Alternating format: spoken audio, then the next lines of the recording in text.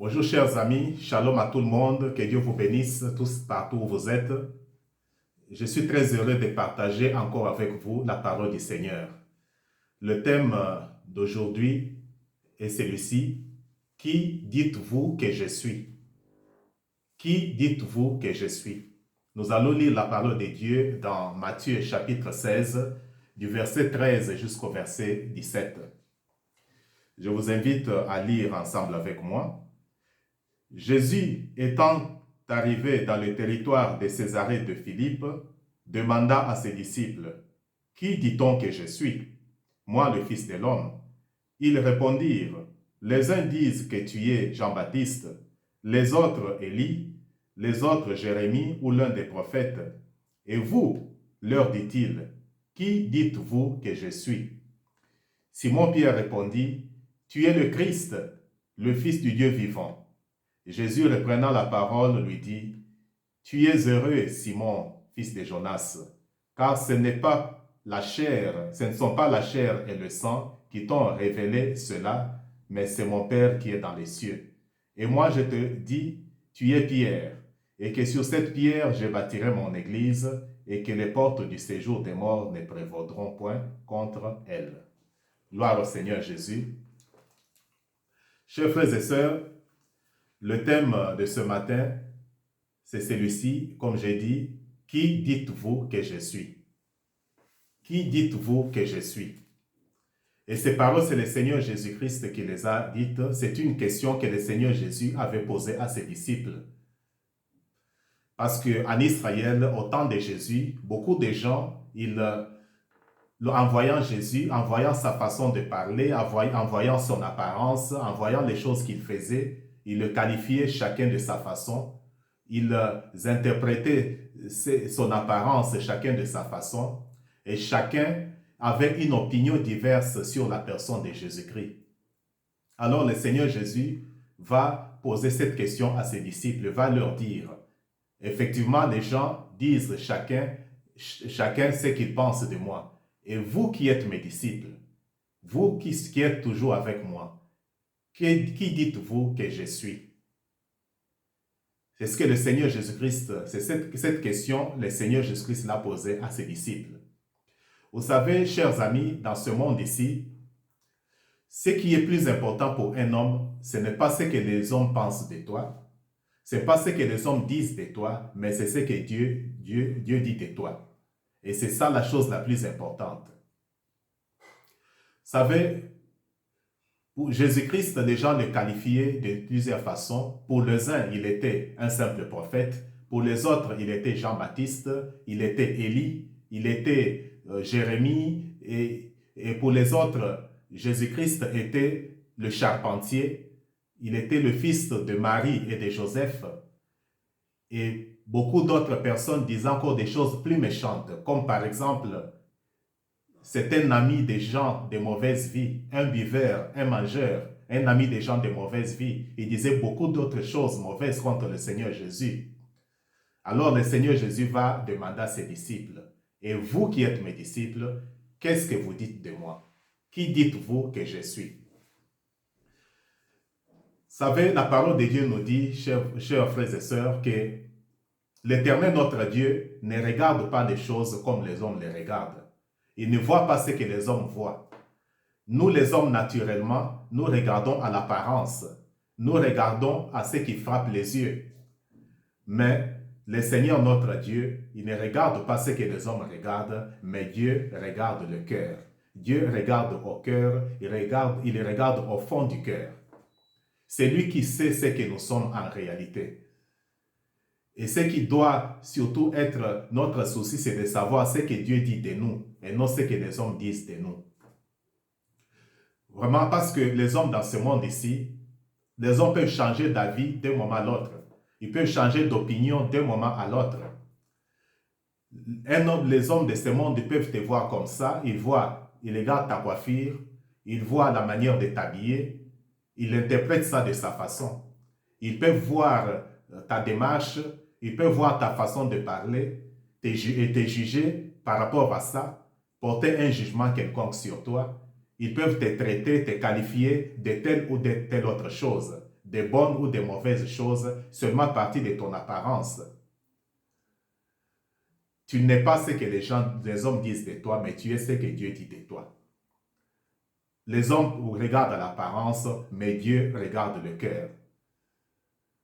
Les hommes peuvent te regarder comme ça, ils collent sur ton visage l'étiquette de ce que tu n'es pas.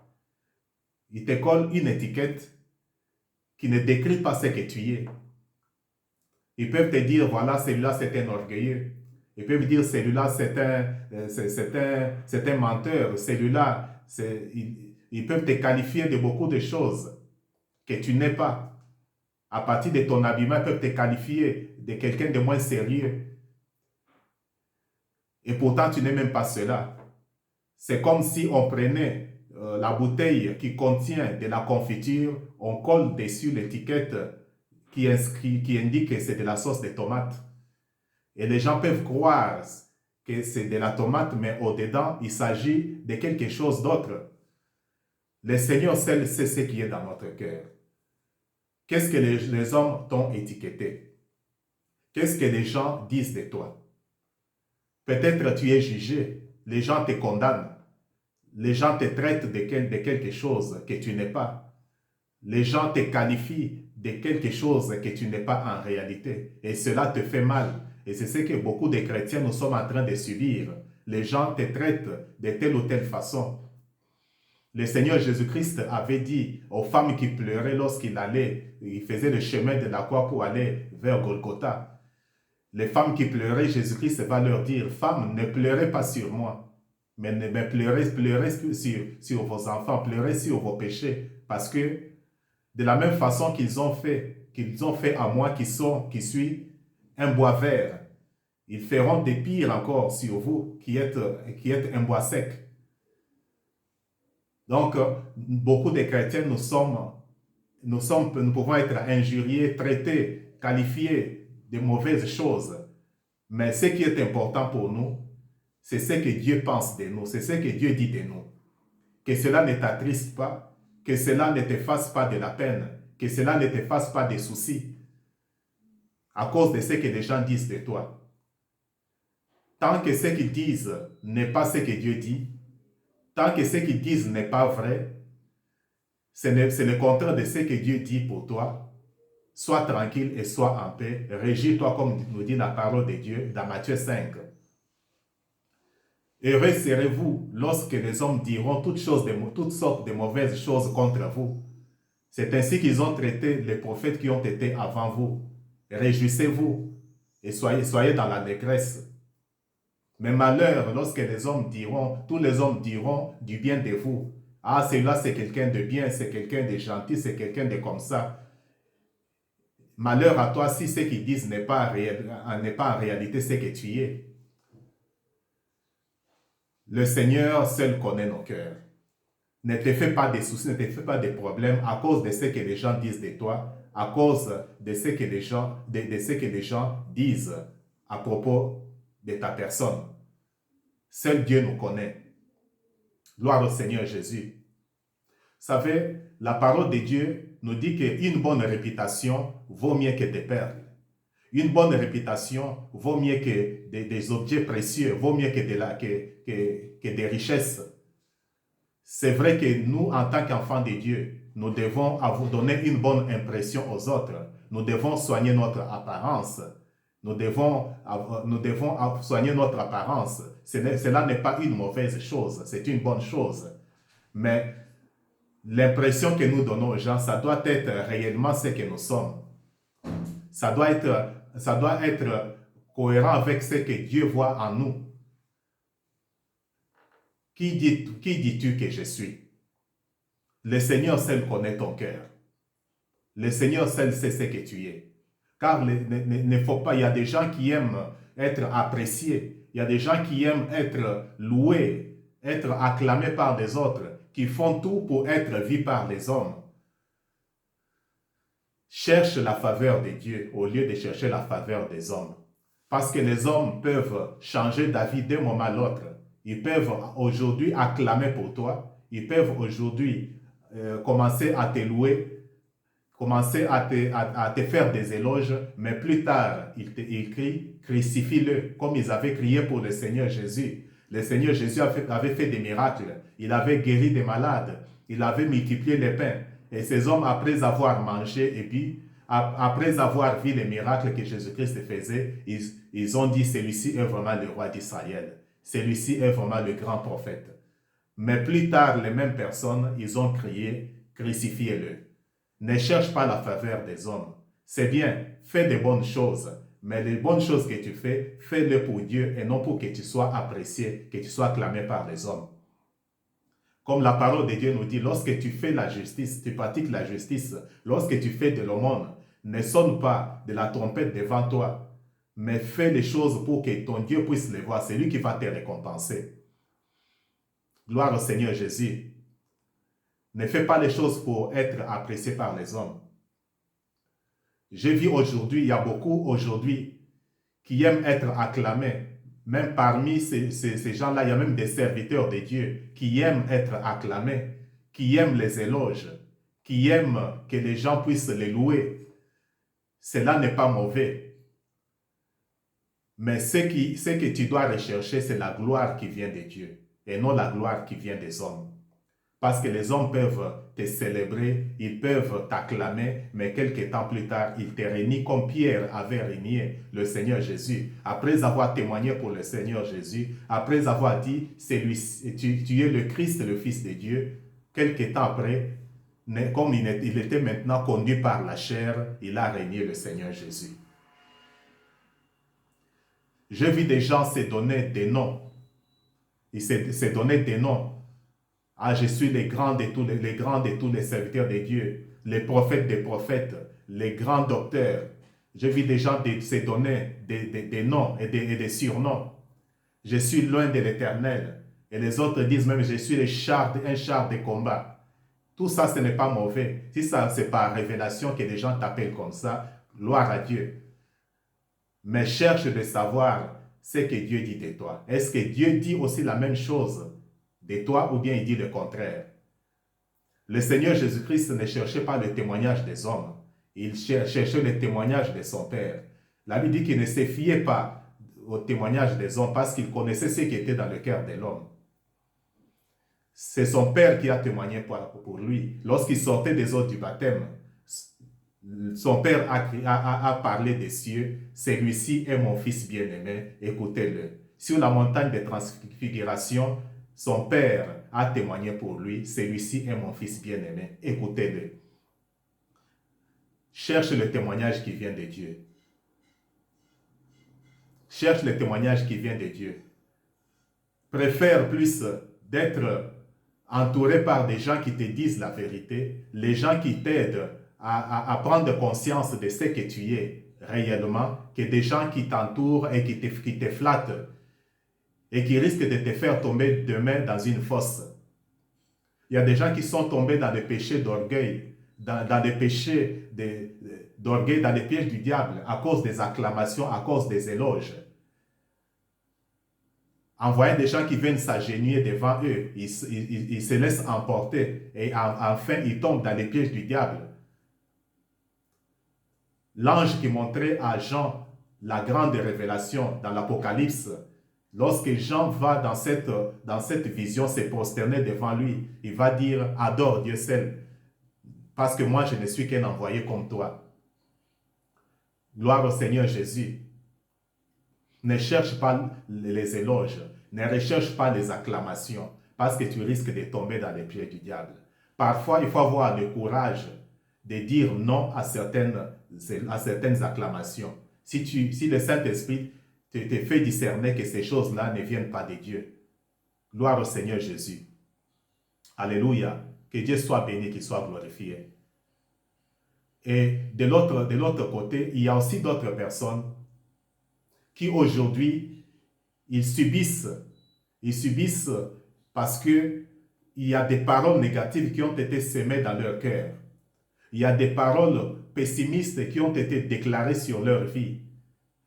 Les gens leur ont fait croire qu'ils ne sont rien, qu'ils ne valent rien, qu'ils ne sont bons en rien, qu'ils sont inutiles. Et à cause de cela, ces personnes, ils se sont crus tels comme tels. Ils se sont crus comme ça. Et cela a conditionné leur vie à tel point que ces gens, ils se sont mis des limites. Ils se sont mis des barrières qu'ils ne parviennent pas à franchir. Ils ne veulent même pas entreprendre des grands projets, des grandes choses, parce qu'ils ne se sentent pas à la hauteur. Ils se sentent incapables. Ils ne veulent pas avoir des grandes ambitions. Ils ne veulent pas avoir des grandes ambitions tout simplement parce qu'ils se sentent inutiles. Ils ne croient pas qu'ils vont réussir.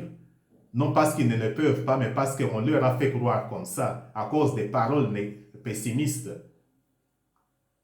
Mon frère, ma soeur, toi qui vis dans cette situation, le Seigneur te dit ce matin, tu n'es pas ce que les gens disent de toi, mais tu es ce que Dieu dit que tu es. Dieu connaît ton cœur, Dieu seul sait ce que tu es.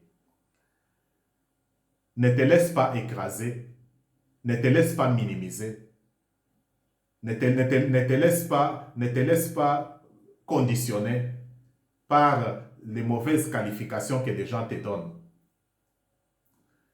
Mais confie-toi en Dieu, cherche de savoir quel est le plan de Dieu, quelle est la volonté de Dieu pour ta vie et va de l'avant. La parole nous parle d'un prophète, d'un homme qui était un roi, en plus un prophète, le roi David. Cet homme, dans sa jeunesse, il était encore jeune dans la maison de son père. Il était considéré comme quelqu'un qui n'était bon que pour élever les brebis de son père. Et lorsque le prophète Samuel est allé chez eux, dans la maison de son père, Isaïe, pour oindre le futur roi d'Israël, Isaïe va être impressionné, plutôt le prophète Samuel, malgré qu'il était un prophète de Dieu, il va être impressionné par l'apparence, en pensant que c'était Eliab et les autres grands frères qui méritaient de devenir roi d'Israël.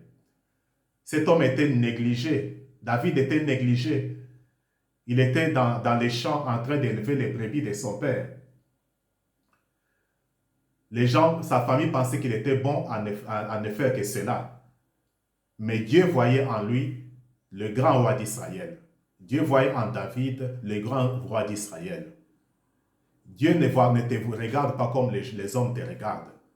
Les hommes regardent ton apparence, mais Dieu voit ton cœur. Dieu sait ce que tu es. Et il sait ce qu'il fera de toi demain. C'est pour cela, ne te laisse pas écraser.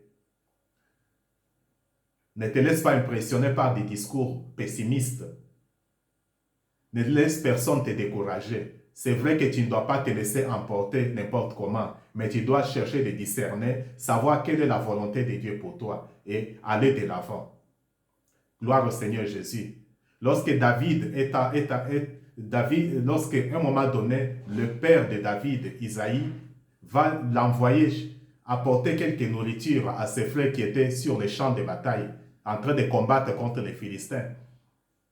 Et lorsque David va arriver là-bas, il va chercher de s'intéresser un peu à ce qui s'est passé pour comprendre ce que voulait vraiment ce Philistin. Et son frère Eliab qui était là, voulait encore le conditionner. Il voulait encore limiter sa vie. Il va le traiter d'orgueilleux, il va lui dire, mais que fais-tu ici? Il va lui rappeler que sa place n'était pas là, mais sa place était dans les champs.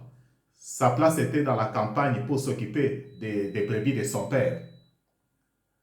Mais David, lorsqu'il a vu cela, l'Esprit de Dieu s'est révolté en lui. Il a compris que Eliab voulait bloquer la vision que Dieu avait pour lui. Il s'est adressé à quelqu'un d'autre. Il s'est révolutionné. En ces jours, tu dois aussi te révolutionner, mon frère. Tu dois te révolutionner. Tu dois dire non à certaines paroles qui ont été déclarées dans ta vie et qui condamnent ta vie. Et lorsque David s'est adressé à quelqu'un d'autre, il a compris ce que Goliath voulait. Et laissez-moi vous dire, comme nous dit la parole de Dieu, cet homme David qui était méprisé, il a terrassé devant tout le peuple d'Israël le géant Goliath devant lequel tout le monde fuyait.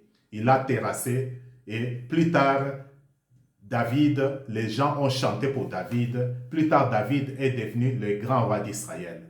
Gloire au Seigneur Jésus. Seul Dieu sait ce que tu es. Seul Dieu sait ce que tu es. Gloire au Seigneur Jésus-Christ.